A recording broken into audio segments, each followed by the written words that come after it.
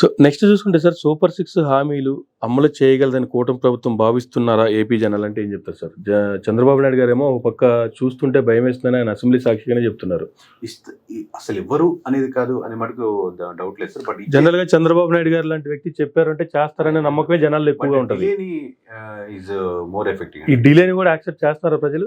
డిలేని accept చేయట్లేదు. ఇస్తారని నమ్మకం వేరు, డిలే కాదు కదా. మీరు ప్రామిస్ చేసింది వచ్చిన ఇస్తానన్నారు, బట్ కన్విన్సిబుల్ గా అనేది అది కన్విన్సిబుల్ గా ఎక్కట్లేదు. ఒకవేళ డిలే అయినా కూడా దాన్ని కన్విన్సిబుల్ గా చెప్పుకోవాలి. బట్ ఇక్కడ రివర్స్ లో చెప్తున్నారు. రివర్స్ అంటే ఇప్పుడు ఆబ్వియస్లీ మాకు ఉన్నటువంటి ఆఫీస్లో ప్రతి ఒక్కరికి ఏం జరుగుతుందో క్లారిటీ ఉంటుంది. అలాగే అడ్మినిస్ట్రేషన్లో ఇన్ని సంవత్సరాలు ఉన్న వాళ్ళకి ఇప్పుడు టీడీపీ గవర్నమెంట్లో ఏం జరుగుతుందో వైఎస్ఆర్సీపీ, ఎందుకంటే ప్రతి ఒక్క బ్యూరోక్రసీలో వాళ్ళు ఉంటారు కాబట్టి సడన్ గా ఇన్ని అప్పులు తెలిసాయని, సడన్ గా ఇన్ని మనకు తెలిసిపోయిందని కాదు. దాని కన్విన్సిబుల్లో ఇంకా ఇప్పుడు వచ్చి చూసాక మనకు అర్థమైంది ఇన్ని ఉన్నాయి అనేది ఒకసారి అర్థం అని చెప్తారు, 2 సార్లు చెప్తారు. ఒక సంవత్సరం తర్వాత కూడా అదే మాట చెప్తే కన్విన్స్ ఉండదు. కానీ జనరల్ గా పవన్ కళ్యాణ్ గారు లాంటి నాయకుడు లేదు లోకేష్ బాబు గారు గతంలోనే మంత్రిగా చేసినప్పటికీ కూడా ప్రత్యక్ష రాజకీయంలో గెలిచి ఎమ్మెల్యేగా వచ్చింది ఆయన కూడా ఫస్ట్ టైం అనుకోవాల్సింది. ఇలాంటి వ్యక్తులు ఏదన్నా అలాంటి మాటలు చెప్పారంటే దానికి ఒక అర్థం ఉంటుంది. కానీ చంద్రబాబు నాయుడు గారు లాంటి వ్యక్తి ఆల్రెడీ 3 సార్లు ముఖ్యమంత్రిగా చేసి 4గోసారి మళ్ళా ప్రమాణ స్వీకారం చేసిన తర్వాత కూడా నేను పేపర్లో చూసి అప్పులు ఎంత ఉన్నాయి అనుకున్నాను, లేదంటే అక్కడెక్కడ వచ్చే వార్తలు చూసి చేయలేరు అనుకున్నాను, నేనైతే చేయగలను అనుకున్నాను, కానీ లోపలికి వచ్చిన తర్వాత అర్థం అవుతుంది. ఇప్పుడు ఫస్ట్ టైం కాదు కదా, ఆయన 88 మంది వచ్చినట్టు ఫస్ట్ టైం రాలేదు కదా. కానీ ఇలాంటి వ్యాఖ్యలు సీనియర్ లీడర్ అయినటువంటి చంద్రబాబు నాయుడు గారి దగ్గర నుంచి రావడానికి గల కారణాలు ఏమన్నా చెప్తారా? అంటే ఒకప్పుడు అంటే కొంచెం ఆబ్వియస్గా లోకేష్ గారికి సిబిఎన్ గారికి ఉన్న యాడ్ అడ్వాంటేజ్ డిసడ్వాంటేజ్ ఉంటుంది కదా.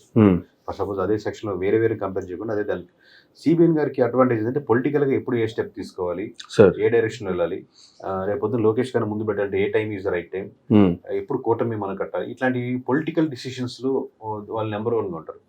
But when come to advanced technologies కానీ పీపుల్ ఎలా టక్కని తెలిసిపోతుంది కానీ రియాక్షన్స్ కానీ కొత్త వాళ్ళు నమ్ముతారు లేదని లోకేష్ అండ్ యంగ్ జనరేషన్ ఇది కన్విన్సిబుల్ గా ఉండదు, నంబర్ అనేది ఉంటుంది. సో వీళ్ళు ఏంటంటే కొంచెం ప్రీవియస్ జనరేషన్స్ కి కన్విన్స్ చేయించామనుకుంటారు కానీ పీపుల్ దానికంటే ఒక స్టెప్ ఫార్వర్డ్ లోకి వెళ్ళిపోయారు. ఇప్పుడు బిలీవబిలిటీలో డిఫరెన్స్ వస్తుంది. పీపుల్ ముందుకు వెళ్ళారా లేదా వీళ్ళే ముందుకు వెళ్ళేలా తీసుకెళ్లారా? అంటే పీపుల్ బిలీవబిలిటీ అంటే సార్ ఇప్పుడు నేను మాట్లాడుతున్నాను కోర్ వాళ్ళు ఇంకోటి అనుకోవచ్చు. ఇప్పుడు నాకు ప్రతిసారి అదొట్టది. ఇప్పుడు వైఎస్ఆర్సీపీకి అప్పుడు 150 అన్నప్పుడు కూడా ఇది వైఎస్ఆర్సీపీకి ఏదో ఫేవర్ గా చేస్తారని వద్దులని, లేదా ఇంకోటి 80% పాజిటివ్ రిజల్ట్స్ వచ్చాక కన్విన్స్ అయిపోయిండొచ్చు. లేదా మన కూటమి వచ్చినప్పుడు కూడా కూటమి జరిపింది, బీజేపీ వెనకాల ఉంది, లేదా ఈవీఎం ట్యాంపరింగ్ జరిగింది, ఏదో చెప్పుకుంటుంది. కానీ రిజల్ట్స్ వచ్చిన తర్వాత కన్విన్స్ అవుతారు most of the people. Still convince కానీ వాళ్ళు ఉంటారు. మోస్ట్ ఆఫ్ ది పీపుల్ ఎలా రియాక్ట్ అవుతారు, ఇప్పుడు మిమ్మల్ని హార్డ్ కోర్ గా నమ్మే వాళ్ళు కాదు. Most of the people 70-80% yes CBN గారు అడ్మినిస్ట్రేషన్ తీసుకున్న తర్వాత ఒకసారి లెక్కలు చూసాక అర్థమైంది అని బిలీవ్ చేస్తున్నారా, లేదు they know before to post phone that one ఈ స్టెప్ ముందుకు తీసుకెళ్తున్నారు అని నమ్ముతున్నారు. ఆ డ్యామేజ్ ఎక్కువ చూసుకోవాలి. ఓకే, అక్కడ మేబీ మోర్ కరెక్షన్స్ అవసరం. జనరల్ గా లోకేష్ గారు నెక్స్ట్ టీడీపీకి వారసుడు అనుకుంటే లోకేష్ గారిని ఎప్పుడు ప్రొడ్యూస్ చేయాలి, లేదు ఎప్పుడు ఆయన లీడర్గా ఎమర్జ్ చేయాలనేది చంద్రబాబు నాయుడు గారికి ఒక ఐడియా ఉంటుంది కదా. కానీ దాన్ని వదిలిపెట్టేసి లోకేష్ గారే చంద్రబాబు నాయుడు గారిని ఓవర్టేక్ చేసే ప్రయత్నం జరుగుతుందంటారా? అంటే లాస్ట్ అప్పుడు అక్కడికి వెళ్ళారు దావోస్కి వెళ్ళినప్పుడు టీజీ భరతలాంటి గారు వాళ్ళు అక్కడ కామెంట్లు చేయటం, నెక్స్ట్ రాబోయే నాయకుడు కాబోయే సీఎం లోకేష్ గారు అని కామెంట్లు చేయటం, దాన్ని చంద్రబాబు నాయుడు గారు నిలువరించే ప్రయత్నం చేయటం, రీసెంట్గా మహానాల్లో వరకు అదే జరిగింది. అంటే ఆబ్వియస్లీ ఇక్కడ internal party structure decisions that's మనం ఏం చేయగలం దాన్ని టెస్ట్ చేసి కరెక్ట్గా అనుకుంటాను, ప్రజలు ఏమనుకుంటారు చెప్పే దాంట్లో ఉన్నాం. ఎనీ ఒక పార్టీ ఒక ఎప్పుడు లీడర్ని ముందు తీసుకెళ్ళాలి, దాని ఇంటర్నల్ గా ఉంటుంది. ఆబ్వియస్గా సిబిఎన్ గారికి ఒక ఎక్స్పీరియన్స్ లో ఎక్కడ డ్యామేజ్ జరుగుతుంది ఇప్పుడు తీసుకొస్తే అని more experience comparatively most of the top 5 Indians లో పొలిటీషియన్స్ లో ఉంటారు ఖచ్చితంగా. ఎప్పుడు ఏ స్టెప్ తీసుకుంటే మనకు అడ్వాంటేజ్ అవుతుంది, మేబీ కొన్నిసార్లు మిస్ఫైర్ అయ్యొచ్చు, అదే ఎక్స్పీరియన్స్ తో మళ్ళీ యాడ్ అవుతుంది. బట్ లోకేష్ గారికి ఏంటంటే ప్రాక్టికల్ డెసిషన్ ఇప్పుడే కదా రైట్ టైము, లేదా ఇంకోటి ఉండొచ్చు. సో వాళ్ళు ఇంటర్నల్ గా అది చర్చ చేసుకొని right time, right decision, right move చేసుకోవాలనుకుంటున్నాను. సరే, గతంలో అయితే ఉగాదికి ముహూర్తం పెట్టేశారు, ఇంకా ఉగాదికి నారా లోకేష్ గారు సీఎం గా ప్రమాణ స్వీకారం చేయబోతున్నారు అనేటువంటి కామెంట్లు కూడా చాలా బాగా వైరల్ అయ్యాయి సోషల్ మీడియాలో. అది టీడీపీ వాళ్ళే చేసుకున్నదా లేదంటే వాళ్ళని డ్యామేజ్ చేయడానికి వైసీపీలో చేసిందా? నో కమెంట్స్, మనకు తెలియదు, ఎందుకంటే బయట మీడియా ఎలా. ఓకే, సో అంటే జనరల్గా ఇలాంటి అంశాలు మీ సర్వేలో రాలేదా? అంటే మీరు చెప్పింది ఏంటంటే ఒక వేరే మీడియా వచ్చిన అంశాల మీద కాకుండా ఉన్న ట్రూ మీద చేస్తాం ఎక్కువ మోస్ట్. ఓకే, నెక్స్ట్ ఎవరు అనే దాని మీద కూడా ఏమన్నా మీ సర్వే వచ్చిందా? ఎందుకంటే ఎనీ పార్టీ తర్వాత ఇప్పుడు కూటమిని సిబిఎన్ గా లీడ్ చేస్తున్నారు, సిబిఎన్ కాకుండా ఉంటే ఇంకెవరికి ప్రిఫరెన్స్ ఇస్తారు, ఈ నెంబర్స్ వస్తుంది ఎట్లా.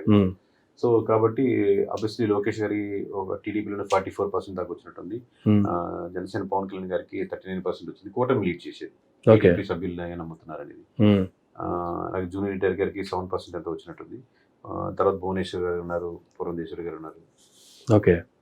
కానీ మీరు జూనియర్ ఎన్టీఆర్ గారి పేరు తీసుకొచ్చిన తర్వాత అసలు మొత్తం సోషల్ మీడియా మొత్తం జూనియర్ ఎన్టీఆర్ గారే ఇంకా నెక్స్ట్ టీడీపీని రన్ చేసేది జూనియర్ ఎన్టీఆర్ గారు అనేటువంటి కామెంట్లు పాజిటివ్ గా ఉంటుంది.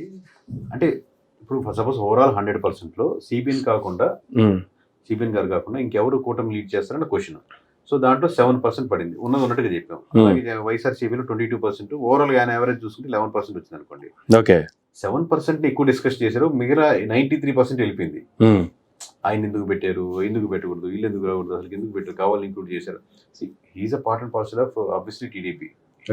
ఎవరికి ఎంత రైట్ ఉంది, తనకి ఎంత రైట్ ఉంది, వస్తారా లేదా, దాని అవైలబిలిటీ ఏంటి, ప్రజలు యాక్సెప్ట్ చేస్తారా లేదా అనేది కాదు. కొద్దిగా మాట్లాడేవాడు కూడా నేను స్పీచ్ ఇవ్వగలుగుతాను, మాట్లాడగలుగుతాను అనుకుంటారు కదా సార్. అటువంటిది ఆయన అనగ్రంగా మాట్లాడతారు. ప్రజలు కొద్దిగా ఎంతో కొంత సెక్షన్ సపోర్ట్ ఉంది. దాంట్లో మనకు 7% కనపడుతుంది చెప్తున్నాం ఉన్నట్టుగా. ఆయన సపోర్టు కాదు, ఆయనకి వ్యతిరేకం కాదు.